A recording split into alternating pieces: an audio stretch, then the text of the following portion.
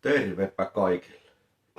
Räkätautia puskee, klökiä menee, mutta jotain täytyy syödä, niin ajattelin tehdä tommosen katkaräpupastan ja siihen vähän paistettua kuhaa päälle. Katsotaan miten semmonen tulee. Mä tähän jo vähän pilkoin kevätsipulia. Tää on tietysti purjookin, mutta sattu tämmönen löytyy kaupasta. Otin sen kyytiin. Tää menee kaikki kerran, ettei jäänyt se purjo pyöriin tonne jääkaapin perälle. Noin. Tosta. Ja sitten täältä löytyy kastikkeen seuraavat aineet. Miinusviiruksella kermaa ja sitten kananmunaa. Mennään tonne hellan päälle ihmettelemään, mitä näiltä tehdään. No niin. Nyt on vähän vehkeitä esillä. Höyrykattila umpiosiolla. Sen käyttötarkoitus paljastuu kohta. Paistinpannu. Ja sinne me otetaan ja heitetään noin kevätsipulit nyt. No.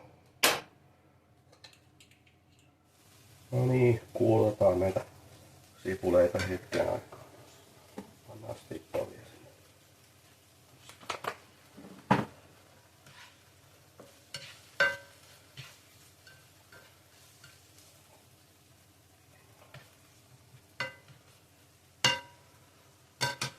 Sillä välin ottaa täältä esille.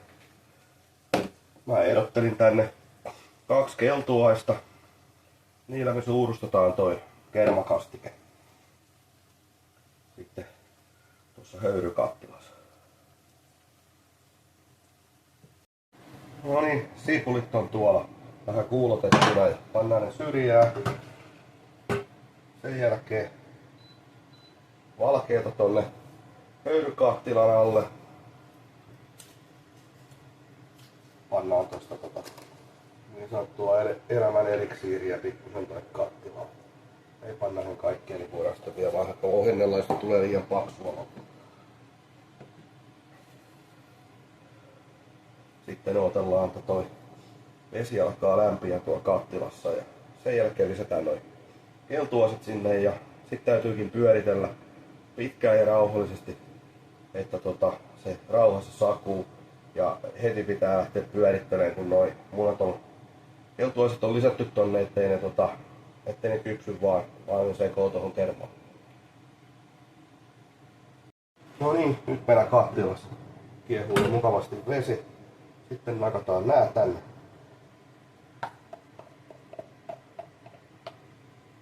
Ja aletaan sekoittelemaan. Tässä sitten menee aikaa tovi. Älkääkä kysykö, mistä tää ohje on. Kerran löysin tämmösen kermakastikkeen saostamisen kananmunalla. En ole löytänyt toista kertaa, mutta on hassu, hauska ja hyvä juttu. Eli ei ole minun itse keksimä juttu. Tässä kun tätä sekoittelee, niin tätä voi sitten vaikka vähän maustella tässä samalla mausteet paprikaa.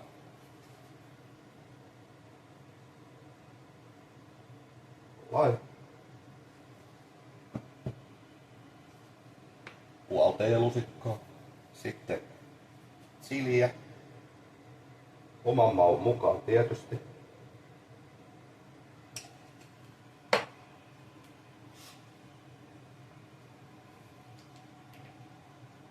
Sitten nämä sipulitkin voi jossain vaiheessa vaan kammeta tänne näin samalla ja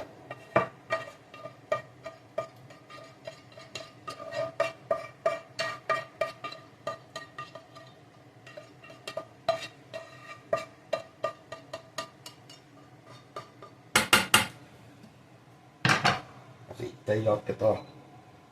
Seuraavat tarvikkeemme ovat vankojauho. Tämä tuli kanssa vastaan jossain Kuhajutussa netistä löysin aivan älyttömän hyvän jutun saa, kun laittaa pankojauhoja ja suola, ei välttämättä paljon suolaa, mutta pankojauhoja ja parmesaanijuustoa sekaan. Ja sitten kananmunassa leivittää kuhanpaloja, siis kananmunan kanssa, tai sitten leivittää ne sillä pankojauho juustojutskalla ja sitten paistaa pienessä voimäärässä pannussa, tulee niin kuin tosi hyvin. Mutta okei, nyt ei ole sitä juustoa, nyt on vaan suolaa ja pankojauhoja, kananmunat tuolla. Tästä pitäisi tehdä nyt sitten syksyllä pyydettyä, pakastimesta otettu, ollut vakuumissa, itse pyydetty tietysti. Ja tässä tehdään nyt semmosia niin kuin kalapuikeroja. Niin, siinä on ne mun puikeroiset, eli kalapuikot. Sitten ne tonne kananmuna, hässäkkä. Annetaan tälle kyytiä. Saadaan kaikki kaveri tänne.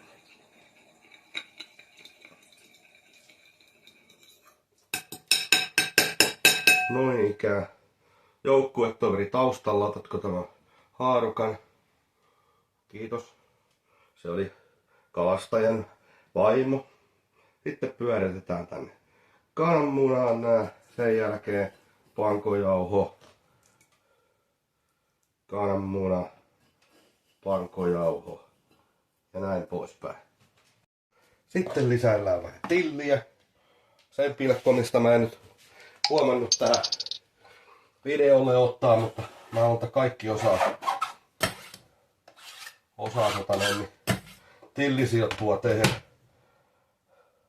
Siihen varmaan löytyy jonkun Top Chefin ohje, mitenkä tilli silputaan. Mun ei tarvitse mennä opettaa sitä. Ja sitten ne katkarat, mitkä puuttuu vielä sieltä kastikkeesta. Nämä on vielä vähän jäisiä. Itse aikaisemmin aluksi laitoin nämä ihan kokonaisena sinne, mutta sitten mä huomasin, että se pastajuttu ja sun muut, niin se on paljon mukavampi syödä, kun nämä on vedetty vähän tällaiseksi pienemmäksi silpuksi. Joku voi taas olla eri mieltä tai joku voi kääntyä haudassaan, kun mä teen tällainen tai jotain muuta vastaavaa, mutta mä nyt vaan teen näin ja sillä sipuli. No niin, mulla on pieni määrä pastaa tuossa. Vähän pastan keittämiseen liian pienessä kattilassa, mutta ei anneta nyt se häiritä. Tää on demonstraatio purposes, että saadaan niinku tää tehty yksi annos eteen. Ja tossa tulee nyt pasta. Tossa on kuhan paistamis varten vähän pieni nokare voita. Kohta alkaa sit ole niinku homma hansikkaassa. Katkaravut meni tonne soosiin jo, ne lämpiää siellä. Yes. Voi on mukavasti sulanut. Ei vielä pahasti ottanut ruskeeta.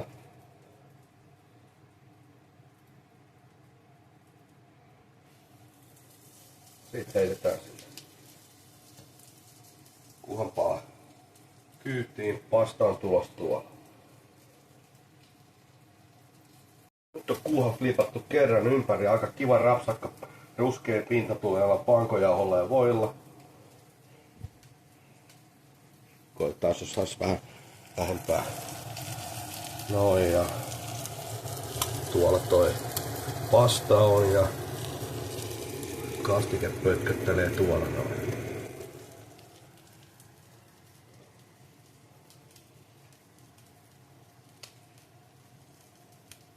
Niin, sit laitetaan homma kanssa. Pasta on ok, käydään heittää vetet pois.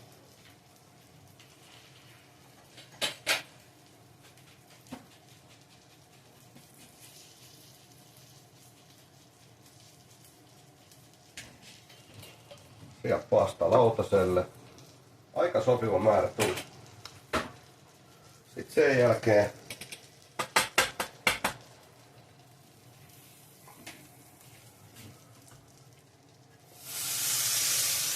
kastike rapuineen täältä pastan päälle. Näin. Sitten nostellaan kuvan paatoon.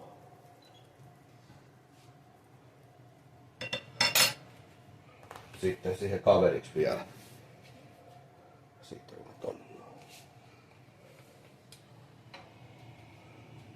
Ton näköinen siihen saatiin aikaiseksi. Aika kiva mun mielestä.